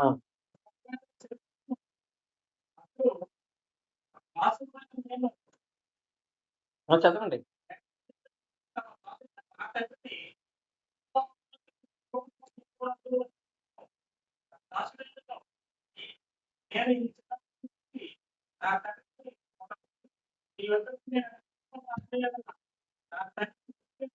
ఇక్కడ ఈ వాక్య భాగంలో చాలు. ఈ వాక్య భాగం మీరు చదువుకుంటూ వస్తే కింద వరకు అక్కడ ఏముంటదంటే, యోధా అనేటువంటి ఆయన అంటున్నాడు. చెప్పాడు అక్కడ విషయమంతా. నిజంగా ఈ బెన్యామీన్ లేకపోతే వెళ్ళగానే మా నాన్న ముందు చచ్చిపోతాడు. వృద్ధాప్యంలో ఉన్నటువంటి ముసలవాడైన మా తండ్రి మృతుల్లోకానికి వెళ్ళిపోవడం గల కారణం మేమే అవుతాం. వచ్చేటప్పుడే ఇలా మాట్లాడుకున్నామని చెప్పి, కాబట్టి దయచేసి కావాల్తే బెన్యామీను వదిలిపెట్టేయి. నీకు దాసుడుగా, బానిసగా ఉండాలంటే నేనుంటా అన్నాడు అన్నయ్య అంటే. ఇప్పుడు మారిందా లేదా? నేనుంటాను. నా తమ్ముడి విషయంలో ఏం శిక్ష ఎయ్యాలో అది నాకెయ్యండి. ఏ పనిష్మెంట్ ఇవ్వాలో నాకివ్వండి. కానీ నా తమ్ముడిని మాత్రం పంపించేయండి. కేవలం ఎవరి కోసం? మా నాన్న కోసం. ముసలోడు వయసులో ఉన్నాడు. ఇప్పుడు గనక బాధపడితే చచ్చిపోతాడు. కనుక నా తండ్రిని చంపిన పాపం మాకొద్దు. ఆల్రెడీ ఒక పాపం మోత్తన్నాం మేము. ఏ పాపం? తమ్ముడిని నమ్మేసింది. అదేదో చిన్నప్పుడు చేసేసాం. కానీ ఇప్పుడు ఆ పాపం మాకొద్దు గనక దయచేసి నన్నుంచుకొని వీడిని వదిలిపెట్టు అని చెప్పి యోధా మాట్లాడేటప్పటికి అప్పుడు ఇంకా ఈయనకి ఆగట్లా. ఎవరికి? యోసేపుకి దుఃఖం ఆగట్లేదు. అంటే ఇప్పుడు ఫ్యామిలీ ఎఫెక్షన్ చూసేటప్పటికి అసలు వీళ్ళలో ఎంత మార్పొచ్చింది. ఎంత ఎఫెక్షన్ కలిగినటువంటి వాళ్ళుగా ఉన్నారని ఇక దుఃఖం ఆగక ఇప్పుడు ఆయన ఎళ్ళలేదండి. 45 అధ్యాయంలో 1, 2 వచనాలు మీరు చదివినట్లయితే అప్పుడు యోసేపు చూడండి అతని ఎదుట నిలిచిన వారందరి ఎదుటనున్న తాను అణుచుకొన జాలక నా ఎదురుని ప్రతి మనిషిని వెలుపలికి పంపాడని బిగ్గరగా చెప్పాను. యోసేపు తన సహోదరులకు తన్ను తాను తెలుసుకున్నప్పుడు ఎవరును అతని యొద్ద నిలిచి ఉండలేదు. అతడు ఎలుగెత్తి ఏడవగా ఐగుప్తీయులు, ఫరో ఇంటి వారందరూ కూడా మూడోసారండి అది. ఇంకసలు ఆగట్లే ఈయనకి. పాపమా? ప్రేమ? ప్రేమ ఆగట్లేదండి. ప్రేమ ఆగక అణుచుకోలేక చెప్పకుండా ఉండలేక గట్టిగా అందరూ ఇక్కడి నుంచి వెళ్ళిపోండి అన్నాడు. ఇంచుమించుగా ఈ 10, 11 మంది తప్ప మిగతా వాళ్ళందరూ వెళ్ళిపోయారు. ఇప్పుడు వెంటనే యోసేపు ఎక్కడికెళ్ళి దూరంగా వెళ్ళిపోయి తలుపులేసేశారు. ఎలుగెత్తి ఏడ్చాడంటే అసలు గట్టిగా ఏడ్చాడంట. కొన్ని కొన్ని ప్లేసుల్లో నేను ఎఫెక్షన్‌తో వస్తాను. సహజంగా మన ఫ్యామిలీ కానప్పుడు, లేకపోతే మన బంధువులు కానప్పుడు, వాళ్ళు చనిపోయినా, వాళ్ళకేమన్నా జరిగినా, ఆ టైంలో మనకు దుఃఖం రాదు. కానీ కొన్ని సందర్భాల్లో కొన్ని ప్లేసులకెళ్తున్నప్పుడు, వాళ్ళకి కావాల్సిన వాళ్ళొచ్చి ఏడుస్తుంటే మనకు కూడా ఏడుపొచ్చేస్తుంటది తెలుసా? మనకు కూడా ఏడుపొచ్చేస్తది. ఒకరోజు డానియేల్ గారు నేను ఒక బరియల్ కార్యక్రమానికెళ్ళాను. సరే, వాళ్ళు మనకి అతనికి దూరం, మనకు దూరమే. కాకపోతే బంధువులుగా పిలిచారు వెళ్ళాం. అక్కడ కార్యక్రమం జరుగుతుంది. అన్ని ఏర్పాట్లు చేస్తున్నారు. మేము వేరే ప్రోగ్రామ్ గురించి మాట్లాడుకుంటున్నాం. కొంతమంది ఏడుస్తున్నారు. అప్పటి వరకు బానే ఉంది మా పరిస్థితి. ఏడుస్తుంటే ఈలోపు అతనికి ఇద్దరు కూతుర్లున్నారు. ఆళ్ళు కూడా చిన్న కొంచెం 15, 16 సంవత్సరాల వయసు. ఎవరో చదువుకుని హాస్టల్‌లో ఉంటారాళ్ళు. వాళ్ళిద్దరూ పరిగెత్తుకుని వచ్చేటప్పుడు ఏడ్చే విధానం, వాళ్ళ నాన్న మీద పడి ఏడ్చే విధానం చూసేటప్పటికి, నా పక్కన డానియేల్ గారు ఒక్కసారి ఎక్కిపడి ఏడిసాడు ఈయన. అది చూసేటప్పటికి. ఆయన ఏడుపు చూసి నాకు ఏడుపొచ్చింది. అంటే కొంతమంది ఏడుస్తుంటే మనకి ఏడుపొస్తది. అంటే వాళ్ళ ఎఫెక్షన్ చూసినప్పుడు ఈయనకి అనిపించిందన్నమాట. నా ఫ్యామిలీలో ఒకడు ఇలా ఉంటదా? ఎలా చనిపోతే నా ఫ్యామిలీలో ఏడుస్తారనే విషయంలో. ఇక యోసేపు ఫ్యామిలీ కూడా అంతేనండి. యోసేపు కూడా ఆ 10 మందిని చూసి ఆపుకోలేకపోయాడు. 2 నిమిషాలు అందరిని బయటికెళ్ళమని ఎలుగెత్తి ఏడిస్తే, ఆ ఇంట్లో వాళ్ళు చుట్టుపక్కలోళ్ళందరూ విన్నారంట. ఎవరి ఏడుపు? ఫరో ఏడుపంట. ఇది సెకండ్ స్టేజ్‌లో ఫ్యామిలీలో ఉండాల్సిన ఎఫెక్షన్. ఫస్ట్ స్టేజ్‌లో ఉండదు అనేది నిజమే. ఉండదు. అప్పుడు అసూయలు, పగలు, ద్వేషాలుంటాయి. ఎందుకంటే వాళ్ళు పిల్ల వయసులో ఉన్నాళ్ళు కాబట్టి. సెకండ్ స్టేజ్ వచ్చేటప్పటికి కుటుంబం అంటే ఇలా ఉంటది. కుటుంబం అంటే ఇలా ఉండాలి. అనే దాన్ని మనం ప్రధానంగా నేర్చుకుంటేనే ఆ కుటుంబం విలువనేది మనకు తెలుస్తది. ఆ కుటుంబంలో ఉన్న నీ యొక్క అవసరతను బట్టి నీకు ప్రత్యేక స్థితి అనేది అక్కడ కనపడతది. సరే ఇప్పుడు పెళ్ళాం గురించి మాట్లాడుకొచ్చాం కదా! ఇది ఎకఫిషన్ అనుకున్నాం కదా! ఇప్పుడు అదే ఫ్యామిలీ సంఘం కూడా అనేది మీకు తెలుసా? ఇప్పటి వరకు నేను చెప్పినటువంటి ఈ పాఠాన్ని సంఘంతో మీరు పోల్చుకోండి. సంఘంతో పోల్చుకున్నప్పుడు సంఘం అనే ఈ ఫ్యామిలీలో మనం ఎలా ఉంటున్నాం? సంఘం అనేది ఫ్యామిలీయే కదా అనేది. సంఘం అనేది కూడా ఫ్యామిలీయే. తండ్రి ఆయన పరలోకమున్న దేవుడు మన తండ్రి. మనమందరం పిల్లలమై ఉన్నాం. ఈ పిల్లలుగా ఉన్న మనం ఫస్ట్ స్టేజ్‌లో ఉన్నట్టు ప్రవర్తిస్తున్నామా? సెకండ్ స్టేజ్‌లో ఉన్నట్టు ప్రవర్తిస్తున్నామా? మన ప్రవర్తన ఎలా ఉంటుంది? ఫస్ట్ స్టేజ్, సెకండ్ స్టేజా? ఫస్ట్ స్టేజ్‌లో ఉన్నట్టు ప్రవర్తించడానికి సంఘంలో అవకాశం లేదు. ఎందుకంటే సంఘం అంటే ఎవరు? బాప్తిసం పొందిన వాళ్ళు. బాప్తిసం ఎవరికిస్తారు? చిన్న పిల్లలకా? వయసొచ్చిన వాళ్ళకా? కనుక సంఘ సభ్యులు అంటే వాళ్ళకి ఫస్ట్ స్టేజ్ ఉండకూడదు. ఎందుకంటే వాళ్ళు పిల్లలుగా ఉన్నప్పుడు బాప్తిసం ఇవ్వట్లేదు. వయసు వచ్చిన తర్వాత మంచి చెడ్డలు తెలిసిన తర్వాత వాళ్ళకి బాప్తిసం ఇస్తున్నాము గనక సంఘం అనేది ఫ్యామిలీ అయితే సెకండ్ స్టేజ్ ఎఫెక్షన్ ఉండాలి. అది తండ్రి అయిన దేవుని యందు దేవుడు చేసిన సంకల్పం. ఆ ఎఫెక్షన్ మనకుంటుందా? ఉంటుందా? అందరితో మనం పరిచయం చేసుకునేటప్పుడు చర్చ్ మెంబర్ అని పరిచయం చేసుకుంటూ ఉంటాం. అసలు నిజంగా చెప్పాలంటే మా ఫ్యామిలీ మెంబర్స్ అని చేసుకోవాలి. నేనొక్కసారి చేసిన ఒక పొరపాటు చాలా సందర్భాల్లో నాకు జ్ఞాపకం వస్తా ఉంటది. అది ఆవిడ మర్చిపోయినా నాకు గుర్తొస్తానే ఉంటది చాలా సార్లు. అదేంటంటే ఒకరోజు అస్తమ్మ గారు తీసుకొని భీమవరం వెళ్ళాం. సరే భీమవరం వెళ్ళినప్పుడు ఫస్ట్ టైమ్ వెళ్ళినప్పుడు అక్కడ ఎవరో వచ్చి అడిగారు. ఆహ్, ఈవిడ ఎవరండని. అప్పుడు నేను వాస్తవంగా ఏం చెప్పుంటే బాగుండిద్దనుకుంటానంటే, మా చెల్లి అంటే సరిపోయేది. కదా! ఫ్యామిలీ కదా! సంఘం కదా! సంఘంలో అందరూ ఎవరు? సహోదరి, సహోదరులే. మా సిస్టర్ అని చెప్తే సరిపోయేది. అక్కడ సడెన్‌గా వాళ్ళు అడిగేటప్పటికి ఆలోచించి, అదే మా ఇంటి పక్కన ఉంటారు కదా! అన్నా. అసితమ్మ గారు ఇంటికొచ్చి 3 సార్లు దాన్ని మరలా రిపీట్ చేశారు మా పిల్లల దగ్గర. దానికి గల కారణం ఒక బాధ ఉంటదా? ఉండదా? అంటే మనం ఎవరో పరిచయం లేదని పరిచయం చేశామన్నప్పుడు, ఈ మధ్య ఉండేటువంటి ఈ రిలేషన్ అనేది నిజంగా రిలేషన్ కాదా అనిపిస్తది. ఇలా సంఘమందు కూడా సరే ఒక విషయంలో అంటే అష్టమ్మ గారికి ఎంత బాధ కలిగిందో, ఇప్పుడు సంఘమందు మనం ఎవరి విషయంలో అయినా అలా వాళ్ళు బాధపడతారన్నట్లుగా ఎప్పుడైనా మనం ప్రవర్తిస్తామా? మా ఫ్యామిలీ అని చెప్పుకునే విషయంలో ధైర్యంగా మనం ఉంటామా? వీళ్ళెవరండి? ఈళ్ళ మా ప్రార్థనకొస్తా ఉంటారు. వీళ్ళెవరండి? వీళ్ళ మా పక్కింటోళ్ళు అని అనుకుంటున్నామా? లేదు మా ఫ్యామిలీ. మేమందరం ఒకే సంఘం అని చెప్పుకునే స్టేజ్‌లో మనం ఉంటాం. ఈ స్టేజి గురించి ఆలోచించే పౌలు గారు రాసాడు ఆ పత్రిక. మనమందరం ఒక కుటుంబం. చూడండి ఇప్పుడు వెళ్దాం ఎఫెసు పత్రికకెళ్ళినట్లయితే, పౌలు గారు రాసినటువంటి ఆ పత్రికను జ్ఞాపకం చేసుకున్నట్లయితే, అక్కడ ఫ్యామిలీ గురించిన విషయాలు మీరు చూడండి. ఎఫెసు రాసిన పత్రికలో మీరు నిజంగా తండ్రి యందు ఒకే కుటుంబముగా ఉంచబడినటువంటి వారే అయ్యున్నట్లయితే, ఈ హేతువు చేత పరలోకమందు భూమి మీద కూడా మీరు దేవుని కుటుంబమే గనుక, దేవుని కుటుంబంగా ఉన్నటువంటి మీరు ఎలా ఉండవలనని ఆయన మోకాళ్ళుని ప్రార్థించేటువంటి ఆలోచన కలిగినటువంటి వాడుగా ఉన్నాడు అంటే చూడండి 15వ వచనం. మీరు అంతరంగ పురుషుని శక్తి కలిగి ఆయన ఆత్మలో బలపరచబడినట్లుగా క్రీస్తు మీ హృదయములో విశ్వాసముతో నివసించినట్లుగాను తన మహదైశ్వర్యము చొప్పున మీకు దయచేయవలననియు మీరు దేవుని సంపూర్ణతను పరిపూర్ణనట్లు ప్రేమ యందు వేరుపారి స్థిరపరచబడి సమస్త పరిశుద్ధులతో కూడా దాని వెడల్పును పొడుగును లోతును ఎత్తును ఎంతో గ్రహించండి. దేని అడల్పు, దేని పొడవు, దేని ఎత్తు, దేని లోతు, దేనికంట మీరేం చూడాలంటే ఆ ప్రేమ ఎంత ఎత్తో మీరు చూడండి. ప్రేమ వెడల్పు ఎంతో మీరు చూడండి. ప్రేమ లోతెంతో మీరు చూడండి. ప్రేమ యొక్క పొడవెంతో మీరు చూడండి. అంటే దాని అర్థం ఏంటి? ఒకరి యందు ప్రేమ యందు వేరు పారిన వారే ఒకరికంటే మరొకరు ఎక్కువగా ప్రేమను కనపరిచే విధంగా ప్రవర్తించమంటాడు. ఎక్కువగా. ఇప్పుడు అతను ఎంత ప్రేమించాడు అంతకంటే ఎక్కువగా మనం ప్రేమించాలి. అంతకంటే ఎక్కువగా మనం సన్మానించాలి. అంతకంటే ఎక్కువగా మనం గౌరవించాలనేది క్రీస్తునందు ఫ్యామిలీ అనే వాళ్ళకు ఉండేటువంటి ఎఫెక్షన్. మరి కొంతమందిలో కనపడే ఎఫెక్షన్ ఎలా ఉంటది?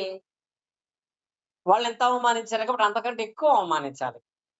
అంతకంటే ఎక్కువ నిందించాలి. అంతకంటే ఎక్కువ ద్వేషించాలి అనే స్వభావాన్ని కలిగినటువంటి వాళ్ళంగా మనం ఉన్నామంటే, నీవు ఫస్ట్ స్టేజ్‌లో ఉన్నటువంటి అసూయ, పాపాలు, ద్వేషాలు కలిగినటువంటి వాడుగా ఉంటావు. ఫస్ట్ స్టేజీ కాబట్టి అక్కడ యోసేపు వాళ్ళని క్షమించాడు. కానీ మన సెకండ్ స్టేజీలో కూడా అలా ప్రవర్తించామంటే, తండ్రి అయిన దేవుడు మనల్ని క్షమించాడు. సంఘమందు ఒక ఎఫెక్షన్ అనేది, ఒక ప్రేమ అనేది ఒకరి యందు ఒకరు కలిగినటువంటి వాళ్ళగా ఉండాలి. మీకు దీని ఎగ్జాంపుల్ చెప్తాను. విజయ్ గారు కూడా ఉన్నారు. విజయ్ కుమార్ గారు కూడా ఉన్నారు. వాళ్ళు ఇక్కడికి ఆరాధనకు వస్తా ఏమనుకున్నారంటే, సరే భీమవరంలో పరిస్థితులు, మనుషులు, వాళ్ళ ఆలోచన విధానాలు మారిపోయి ఇబ్బందికరంగా ఉన్నాయి. ఒక సంఘంలో మంచి వాక్యం నేర్చుకుంటున్నాం, వాక్యం వింటున్నాం, కుటుంబంలో మనం ఉన్నాం. కాబట్టి ఆ చెరువు ఇంకా లీజు 3 సంవత్సరాలైతే అయిపోద్ది. కాబట్టి మనం కూడా గుడివాడ వచ్చేద్దాం. ఎందుకంటే మంచి సంఘం ఉంటది. మంచి సహవాసం ఉంటది. మంచి వ్యక్తులతో బంధం ఉంటది. గుడివాడ వచ్చేద్దాం అనుకున్నారంట. 2 వారాల ముందు దాకా. 2 వారాల ముందు మారిపోయింది మా వదిన తెలుసు మీకు? ముందే చెప్తున్నా నేను. 2 వారాల ముందు మా వదిన అంది, అక్కడే అనుకున్నాను గానీ ఇక్కడ అలాగే ఉన్నారు. అక్కడ అనుకున్న ఇక్కడ కూడా అక్కడ ప్రార్థనకి ఈళ్ళు రారు, ఇక్కడ ప్రార్థనకి ఆళ్ళు రారు. వాళ్ళతో వీళ్ళు మాట్లాడుకోరు, వీళ్ళతో వాళ్ళు మాట్లాడుకోరు. ఎవరెవరు సహకరించుకోరు, ఎవరెవరు ప్రేమించుకోరు, ఎవరెవరు పలకరించుకోరు. ఏదైనా ఒకటే గదా! ఇంకప్పుడు ఎక్కడుంటాయి ఏంటి? అంటే కాన్ఫరెన్స్ కాల్‌లో ఉండి ఎప్పుడో ఒకసారి వచ్చే విజయ్ గారే గుర్తుపెట్టేసారంటే, దేవుడికి ఇంకా 70 మీద కనపడదుగా మన పర్సన్ అంతా. మన ఇదేమంటదంటేనండి పెర్ఫార్మెన్స్ అంతా పెద్ద స్క్రీన్ మీద కనపడదు దేవుని మీద. ఫ్యామిలీ, సంఘం అనేది ఉంది. కానీ ఎఫెక్షన్ అయితే లేదు. అది లేనప్పుడు దాని విషయంలో మరి దేవుని ఆలోచన అనేది ఎలా ఉంటది? పౌలు గారు బాధపడేది అదే. మీలో కార్యసాధకున్న ప్రతి కార్యము కూడా తన శక్తి చొప్పున దేవుడు చేస్తాడు. కానీ మీలో ఎలా ఉండాలంటే ప్రేమ యందు ఏమవ్వాలి? వేరు పారాలి. ప్రేమ అనేది ఒక ఏరులాగా వెళ్ళిపోవాలంట. వేరు పారిన వారై ఒకరి యందు ఒకరు మీరు సహకరించుకునేటువంటి గుణాన్ని, ప్రేమను కలిగినటువంటి వారై ఉండాలని పౌలు గారి ప్రార్థన. అది కనపరిచినప్పుడే మన కార్యాలు మనం చూడగలుగుతాం. పౌలు గారు అలా ప్రార్థించడంలో ఆయనకి మాదిరి ఎవరంటే యేసుక్రీస్తు వారు. యేసుక్రీస్తు వారు ఏమని ప్రార్థన చేశారో తెలుసా? యోహాను సువార్త మనం జ్ఞాపకం చేసుకున్నట్లయితే 17వ అధ్యాయంలో 20వ వచనం చూడండి. యోహాను సువార్త 17వ అధ్యాయం 20వ వచనం.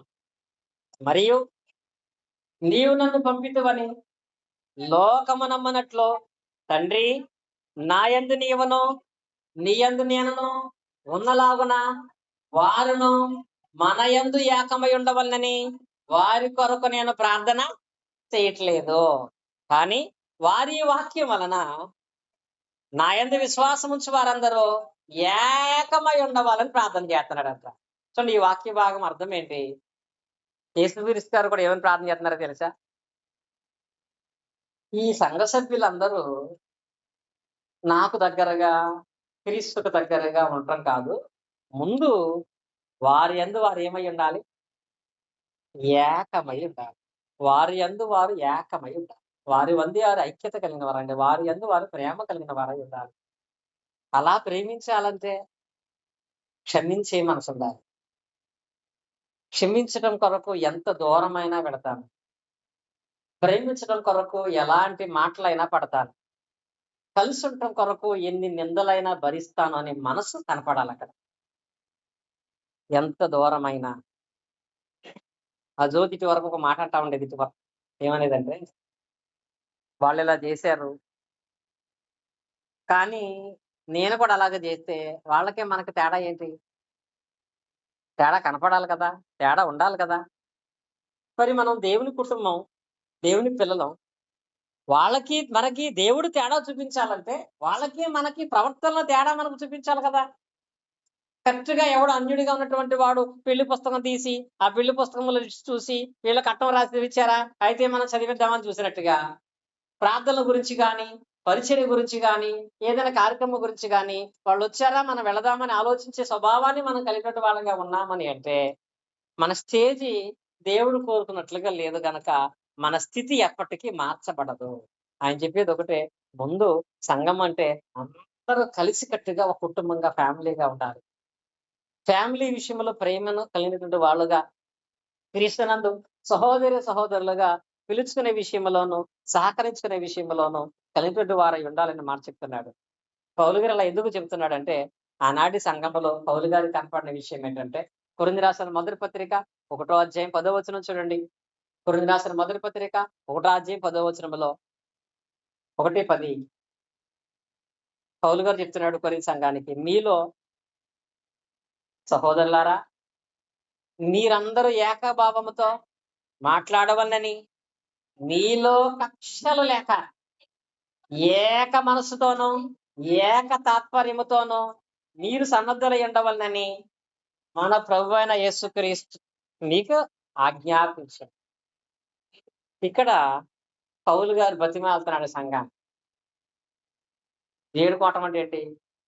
ప్రార్థన చేశాడు ముందు తండ్రికి, అయ్యా వీరి యందు ప్రేమ వేరు పారాలి, ఐక్యతలో ప్రధానంగా ఉండాలి, ప్రేమలో ప్రధానంగా ఉండాలని. ఇప్పుడు డైరెక్ట్‌గా సంఘాన్నే వేడుకుంటున్నాడు. దయచేసి మీలో ఏముండొద్దు? కక్షలు లేకుండా ఉండండి. కక్షలు లేక ఏక మనసు గలవారై ఉండాలని ఇక్కడ పౌలు గారు వాళ్ళని వేడుకుంటున్నాడు. ఎందుకు మనకు ద్వేషాలు? ఎందుకు మనకి అసూయలు? చెప్పుకుంటున్నాం కదా! ఆల్రెడీ వయసులో చాలా సంవత్సరాలు గడిచిపోయింది. 40 సంవత్సరాలు, 50 సంవత్సరాల వయసుకొచ్చేసాం. ఇంకా చెప్పాలంటే ప్రస్తుత తిండిని బట్టి మనం బ్రతికితే, ఎవరైనా బ్రతికితే 10 సంవత్సరాలు, 15 సంవత్సరాలేమో. ఈ 15 సంవత్సరాల కాలంలో ఉన్నటువంటి కుటుంబాల్లో గాని, ఉన్న సంఘంలో గాని ఎలాంటి ప్రేమ లేక ఇంకా కక్షలతో మనం ఏం సాధించగలుగుతాం? ఇంకా ద్వేషాలతో ఏం సాధించగలుగుతాం? రేపు సంఘములో మన గురించి మాట్లాడుకోవటానికి ఒక సబ్జెక్ట్ అనేది సంఘానికి ఉండాది. ఉంటదా? పలానా సహోదరులు ఉన్నాడంటే, సంఘంలో ప్రతి ప్రార్థనకి ముందొచ్చేవాడు వెంకటేశ్వర గారు ఉన్నారు. ఇప్పుడు ఆ వయసుని బట్టి మనం ఆయన ఉన్నా లేకపోయినా చెప్పుకునేదేంటి? ఆరాధనకి అందరికంటే ముందు ఆయనొస్తాడు. అది గొప్ప ఆలోచన, గొప్ప ప్రక్రియ కదా! ఏ పనైనా అందరికంటే ముందొచ్చి దాన్ని జరిగిస్తాడు అని. మనకింత మందిరం పని జరుగుతున్న ఈ ప్రక్రియలో కొంతమంది చాలా చక్కగా సహకరించారు. సతీష్ గారొచ్చి 2 రోజులు పని చేశారు. చాలా కష్టపడి బలమైన పనులు చేశారు. సరే నిన్న వాళ్ళకి అవసరం, వాళ్ళ ఇబ్బందుల్లో ఉంటారని డబ్బులు పంపిస్తే, మేము మందిరం కోసం పని చేద్దాం అనుకున్నాం. డబ్బులు వద్దు అని అన్నారంట వాళ్ళు. అంటే పని అనే దాంట్లో వాళ్ళు చూపించేటువంటిది. నిన్న నలుగురొచ్చి టైల్స్ ఏసారు మన వాష్‌రూమ్‌కి. నలుగురికి వంట చేద్దామని జ్యోతి రెడీ అవుతుంటే వాళ్ళన్నారు, లేదండి ఆల్రెడీ శిరీష్ గారు చెప్పారు, అమ్మయ్య రెడీ చేస్తుందని. ఇద్దరు చిన్న పిల్లలతో ఆల్రెడీ ఒక వర్క్ చేపించడమే ఖర్చు. అది చేపించడానికి మనుషులు పంపడమే ఖర్చు. మళ్ళీ అదే నలుగురికి ఇంటి దగ్గర చిన్న పిల్లలతో భోజనం ఏర్పాటు చేయటం అంటే, అంటే అక్కడ వాళ్ళకొచ్చే ఆలోచనేంటి? ఇప్పుడు ఈ భారం ఇది కూడా పట్టుకెళ్ళి ఇంకా అక్కడ సేవకుని కుటుంబం మీద ఎందుకు పెట్టాలి? మనం సహకరిద్దాం. ఇప్పుడు నలుగురికి మళ్ళీ ఏర్పాటు చేయటం అంటే మళ్ళీ ఎంతో ఇబ్బంది, కష్టమని చేయాలి. అక్కడ పని సహకరిస్తా ఉండాలి. ఇది ఎప్పుడు వస్తదంటే, మన ఫ్యామిలీ అనేటువంటి స్వభావం కలిగినటువంటి వాళ్ళగా ఉన్నప్పుడు, ఇది సేవకుల కుటుంబంలో కాదు, ప్రతి ఒక్కరి కుటుంబంలో కూడా ఈ ఎఫెక్షన్ అనేది సంఘంలో కూడా కనపడాలి. అప్పుడు కుటుంబంలో చూపించగలుగుతాం.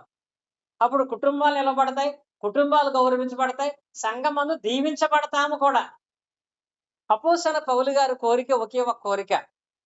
ఒక సేవకుడుగా ఈ సంఘాల విషయంలో నాది కూడా అదే కోరిక. ఆ కోరిక ఏంటో తెలుసా? పౌలు గారు అంటాడు చూడండి. అదే కొరింథీ రాసిన మొదటి పత్రికలో 11వ అధ్యాయం మనం చదువుకున్నట్లయితే, కొరింథీ రాసిన మొదటి పత్రిక 11వ అధ్యాయము 16వ వచనం చూడండి. 11, 16. ఎవడైనను కలహప్రియుడుగా కనపడి ఎడల, మాలోనైనను దేవుని సంఘములైనను ఇట్టి ఆచారము లేదని వాడు తెలుసుకొనవలెను. చూడండి, ఇక్కడ ఎవడైనా కలహప్రియుడిగా ఉన్నవాడు మన మధ్యకు వస్తే వాడు ఏం తెలుసుకోవాలంట? మాలోని గాని దేవుని సంఘములో గాని ఇట్టి ఆచారం లేదని వాడు తెలుసుకునే విధంగా మనం ప్రవర్తించాలంటాడండి. ఈ ఆచారం లేదని వాడు తెలుసుకొనవలెను. ఎలాగంటే చూడండి, 19వ వచనం. మీలో యోగ్యులైన వారెవరో కనబడినట్లు మీలో భిన్నాభిప్రాయములు ఉండక తప్పదు. కానీ మీరందరూ కూడి వచ్చుచుండగా మీరు ప్రభువు రాత్రి భోజనము చేయుట సాధ్యము కాదని అంటారు. అంటే ఈ వాక్య భాగంలో అర్థం ఏంటో చెప్పనా? పౌలు గారు అంటున్నాడు, ఎవడైనా బయట నుంచి ఒక వ్యక్తి వచ్చాడు. బయట నుంచి ఒక వ్యక్తి వచ్చినప్పుడు మన గురించి ఏం చెప్పగలగాలంట? ఇప్పుడు చాలా చోట్ల అనేక సాన్నిధ్య సంఘాలు చూసుకుని వస్తా ఉంటారు. మన దగ్గరికి వచ్చినప్పుడు ఏమనాలి? నిజంగా రామచంద్రపురం సాన్నిధ్య సంఘం ఉందంటే అందరూ కలిసికట్టుగా ఉంటారు, ప్రేమతో పలకరిస్తారు, ప్రతి కార్యానికి సహకరిస్తారు, అందరూ ఐక్యతగా ఉంటారని చెప్పుకోవాలనేది పౌలు గారి కోరిక. కలహప్రియుడు ఎవడైనా వచ్చినా ఇలాంటిది ఎక్కడన్నా ఉందేమో గాని మా సంఘంలో మాత్రం లేదని చెప్పుకోవాలంట. ఎక్కడా లేదేమో గాని మా సాని సంఘంలో మాత్రం ఉందని చెప్పుకోకూడదంట. పౌలు గారు ఎక్కడన్నా ఉందేమో గాని మా సాని సంఘంలో లేదు అని చెప్పుకోవాలని ఆయన కోరికంట. అలా చెప్పుకోవడానికి ప్రయత్నం చేస్తా ఉంటాను కూడా నేను. మన సుబ్బారావు గారు వచ్చారు ఏదో వర్క్ చేయడానికి. మీరు ఆయన అడిగినా తెలుస్తుంది. వచ్చిన తర్వాత నేను బయటకు వెళ్ళాను. మా జ్యోతిని అడుగుతా, ఏదో ఇక్కడ వర్క్ చేస్తే ఇది అవసరమైంది, మనిషి ఎవరు అవసరమైతే ఆ జ్యోతి పట్టుకుందంట. ఇంతమ్మా ఎవరు రాలేదు, ఎవరు రారా అంటే ఆ జ్యోతి ఇక్కడ ఎవరి పనులు చేసుకుంటారులే, ఎవరు రారన్న. అయిపోయింది. తర్వాత నేను వచ్చా. ఏంటంటే మన వాళ్ళు ఎవరు కనపడతలేదన్న. ఈ రోజు పని లేదన్నాం, మీరు వచ్చారు, నిన్నదాకా ఇసుక చెల్లించారు, చాలా పని చేశారు. సరే జ్యోతి ఏంటి అలా చెప్పింది అన్నాడు నాతో. జ్యోతి ఒక రకంగా చెప్పింది, నిజం చెప్పింది, నేను రకంగా చెప్పాను. ఆయన అన్నాడు, మరి అదేంటి జ్యోతి ఎలా అన్నాడు. లేదండి వచ్చారు, పని చేస్తారు, మీరు వస్తారని చెప్పలేదు కదా, అందుకే రాలేదంటే, సర్లేండి మా అయ్యగారు అలా ఊరుకోడు అన్నాడు. ఎలా ఊరుకోడు? పని విషయంలో. అంటే అంటే ఎందుకు నేను చెప్తున్నాను అంటే, బయట నుంచి ఎవరైనా ఒకటి వచ్చినప్పుడు మనకి ఏ కార్యక్రమం జరుగుతున్నా, మీటింగ్స్ అయినా ఏదైనా మనమందరము ఐక్యతను కలిగినటువంటి వారంగా ఉండాలి. లేకపోతే ఇక్కడ అందరి అభిప్రాయాలు ఒక రకంగా ఉంటాయా? చూడండి, ఇక్కడ వాక్యంలో చెప్పాడు కదా, మీలో భిన్నాభిప్రాయములు ఉండక, అంటే అందరి ఆలోచనలు ఒక రకంగా ఉండవు. కానీ అందరి ఆలోచనలు ఒక రకంగా ఉండవని ఎవరికి వాళ్ళకి వేరుగా ఉంటే ఆ కుటుంబమే నిలబడదు. ఉండక తప్పదు. కానీ ఒకరినొకరు అర్థం చేసుకుంటా, ఒకరినొకరు ప్రేమించుకుంటా, ఒకరినొకరు సహకరించుకుంటా ఐక్యతను కాపాడుకోండి, మీ జీవితాలను దేవుడు కాపాడుతాడని పౌలు గారు చెప్పాడు. అది లేకుండా మనం కూడా ప్రభురాత్రి భోజనంలో పాల్గొనటం అనేది సాధ్యం కాదు కదా. అందుకే చెప్పాడు ఆయన. ఏమన్నాడంటే, నీలో కార్యసాధకమైన దేవుని శక్తిని చూడగలగాలి అంటే సంఘం అనే ఈ కుటుంబంలో అందరికీ ఒకరి ఒకరికి ఏముండాలి? ఎఫెక్షన్ అనేది, ప్రేమ అనేది ఉండాలి. ఈ విషయం అనేది ప్రతి విషయంలో మనం కనపరుచుకుంటే, ఆయన నేనెందుకు తిప్పాలి, వీళ్ళ కోసం నేనెందుకు వెళ్ళాలి, వాళ్ళకి నేనెందుకు పట్టుకు రావాలి అనేది కాదండి. ఒక ఫ్యామిలీ, మన ఫ్యామిలీ అనుకున్నప్పుడు మనం ఎంత సాక్రిఫైస్ చేస్తాం, మన కుటుంబం అనుకున్నప్పుడు ఎంత కష్టపడతాం. అలాగే సంఘ సభ్యులుగా సంఘమందు విశ్వాసతలో మనము నిజమైన కుటుంబంగా ఉంచబడాలంటే యాకోబు ఫ్యామిలీలో సెకండ్ స్టేజీలో ఉన్నట్టుగా మనం ఒకరికొకరు ఏమైందంటే ప్రేమించేటువంటి వారిగా, స్వభావం మనకు కలిగినటువంటి వారిగా మనం ప్రవర్తించాలి. ఎందుకంటే ఈ ఫ్యామిలీ రిలేషన్ ఎలా ఉంటదంటే, యోహాను సువార్త 15వ అధ్యాయంలో అటు ముగిస్తాను నేను. అక్కడ ద్రాక్షవల్లి ఉంటది, తీగలుంటాయి, వ్యవసాయకుడు ఉంటాడు. ఆ భాగములో వ్యవసాయకుడు ఎవరు? తండ్రి. ద్రాక్షవల్లి ఎవరు? ద్రాక్షవల్లి ఎవరు? క్రీస్తు. తీగలెవరు? సంఘం. కదా! క్రీస్తు అనేటువంటి ఆ ద్రాక్షవల్లిలో తీగలుగా మనం అంటగట్టబడి ఉండాలి. తీగలుగా మనం అంటగట్టబడినప్పుడు తండ్రైన దేవుని వలన మనం ప్రతి మేలును పొందగలుగుతాం. కానీ ద్రాక్షవల్లికి తీగలు అంటకట్టబడి ఉండటం అనేది కష్టంగానే ఉంటది. అందుకే ద్రాక్ష చెట్టుకి అందరూ ఏమేస్తారు? పందిరేస్తారు. ఎందుకు పందిరేయటం? పందిరేయకపోతే ఆ తీగలు నిలబడలేవు, వేలాడతా ఉంటాయి. ఆ ద్రాక్షావల్లిని అంటుకుని వేలాడుతూ ఉంటాయి. మనకు తెలుసు కాబట్టి మనం ఏం చేస్తాం? పందిరేస్తున్నాం. అలా వేలాడుతూనే ఉండటంలో ఆ ద్రాక్ష తీగలు కొంచెం కష్టంగా ఉంటది. కష్టంగా ఉన్నా, ఇబ్బందిగా ఉన్నా, ఆ ద్రాక్షావల్లిలో ఆ తీగ ఉంటేనే అది పచ్చగా ఉంటది, ఫలిస్తది, దానికి విలువ ఉంటది. ఈ ద్రాక్షావల్లికి వేలాడటం నాకు కొంచెం కష్టంగా ఉంది, నేను దీంట్లో కలిసి ఉండలేనులే, దీంతో కలిసి నేను జీవించలేనులే అని చెప్పి ఆ తీగ ద్రాక్షావల్లిలోంచి కట్ అయి పడిపోయిందనుకో, పడిపోయినప్పుడు చాలా బాగుంటది. ఎప్పటిదాకా వేలాడింది కట్ అయిపోగానే కింద పడగానే ఏమవుద్ది? చక్కగా భూమి మీద పడుకుంటది. కొంచెం సమయం ప్రశాంతంగా ఉంటది. తెగిపోయి కింద వేలాడతలేదు కదా, ప్రశాంతంగా ఉంది. ఎటు పడితే అటు తిరగొచ్చు, గాలికి ఎగిరిపోవచ్చు, బానే ఉంటది. కానీ టైం గడిచే కొలిది ఆ తీగ ఏమైపోతది? ఎండిపోతా ఉంటది. మళ్ళీ ఎవరైనా చూసి, ప్రేమించి, మళ్ళీ దాన్ని తీసుకెళ్ళి అంట కట్టాడా దాని అదృష్టం. కానీ ద్రాక్ష తీగని ఎవడు అంట కట్టడు. మామిడికేమో కట్టడు, ద్రాక్ష తీగని అంట కట్టడు. అది కిందడిపోయి క్రమక్రమం ఏమైపోద్ది? ఎండిపోద్ది. అది పడిపోయినప్పుడు ఏమనుకుంటది? దీన్ని అంటుకుని ఎందుకు ఏలాడి ఇంత బాధపడాలి? నేను ఎందుకు ఏలాడాలి? వేరైపోతే హ్యాపీగా ఉంటాను కదా! ఆ ద్రాక్షావల్లి ఎవరంటే క్రీస్తు అంటే సంఘం. ఆ సంఘానికి వేరుగా నేనుంటాను, సెపరేట్‌గా ఉంటాననుకుంటే ఎవరి జీవితమైనా కూడా అంతే. ఒక ఆయన చెప్పాడు, గాలిపటం ఉంటది. గాలిపటం ఎత్తుగా ఎగరటానికి గల కారణం ఏంటి? దారం. ఆ దారం ఎవరికీ కనపడదట. కానీ ఎత్తు ఎదిగిన తర్వాత ఇంకా గాలిపటం ఇలా ఇలా కొట్టుకుంటా ఉంటది. ఎందుకు అలా కొట్టుకుంటదో తెలుసా? ఆల్రెడీ ఎత్తుకొచ్చేసాను కాబట్టి ఇంక దారంతో నాకు పనేంటి? మనకేమో అది బాగా ఎగురుతుందని సంతోషిస్తా ఉంటాం. దానికేమో ఆ దారాన్ని తెప్పుకునే ప్రయత్నం చేస్తా ఉంటదది. కొట్టుకుంటా, కొట్టుకుంటా, కొట్టుకుంటా, కొట్టుకుంటా ఉంటది. దాని అర్థం ఏంటి? ఎత్తుకెళ్ళిపోయాను కాబట్టి దారంతో ఇక నాకు పనేమీ లేదని. సరే దాని ప్రభావం ఎక్కువై దారం తెగిపోయిందా? దాని పరిస్థితి ఏంటి? ఏమైపోద్ది? దానికి కూడా తెలియని ప్లేస్‌కెళ్ళిపోద్ది. కొన్ని కొన్ని ప్లేసుల్లో చూస్తాం అలా ఎగిరిపోయొచ్చిన గాలిపటాలు కరెంట్ తీగల మీద ఉంటాయి. కరెంట్ తీగ మీద పడితే దాన్ని ఎవడైనా తీత్తాడా? దాని బతుకు ఎవడు తీయలేడు. అది పడదు. దాని పరిస్థితి ఏంటంటే ఎండకి ఎండి, వర్షానికి తడిసి ముక్క ముక్కలుగా రాలిపడి సంఘం విషయంలో కూడా అంతే. సంఘములో అంటకట్టబడి సంఘంతో ఐక్యత కలిగి ఉంటే నీ జీవితం ఫలించినట్టు ఉంటది. ఆ సంఘం నాకు నచ్చట్లేదు, సహవాసం నాకు నచ్చట్లేదు, వాళ్ళతో ప్రేమగా ఉండటం నాకు నచ్చట్లేదు, వాళ్ళే నాకు నచ్చట్లేదు, నేనైతే అలా నేను ఉండలేననుకుంటే తెగిపోయిన గాలిపటం లాగే మన జీవితం వెళ్ళిపోద్ది. కనీసం ఎవరో వచ్చి మనల్ని తీయరు, మనం ముట్టుకోరు. క్రీస్తు నందున్న ప్రేమను కూడా మనం కోల్పోతాం. ఒకటే ఒకటి బైబిల్ చెప్పేది. తండ్రి సిద్ధం చేస్తున్నాడు, క్రీస్తు తీసుకొస్తున్నాడు. కానీ అది ఎవరు పొందుకుంటారంటే క్రీస్తు యొక్క సంఘములో ఉన్న వాళ్ళు మాత్రమే పొందుకుంటారు. కనుక తండ్రి సిద్ధం చేసింది మనం పొందాలంటే క్రీస్తు నందే మనం ఉండాలి.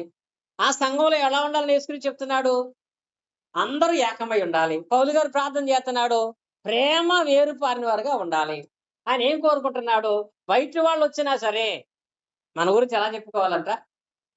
వీళ్ళు అలాంటి వాళ్ళు కాదు, ప్రేమించే, సహకరించే మనసు కలిగినటువంటి వాళ్ళుగా ఉంటారని చెప్పుకునే స్థాయికి మనం వెళితే మనలో కార్యసాధకమైనటువంటి తన శక్తి చొప్పున ప్రతి మేలు దేవుడు జరిగిస్తాడు. దేవుడి మాటలు మనందరి హృదయాల్లో ఫలింప చేయను గాక.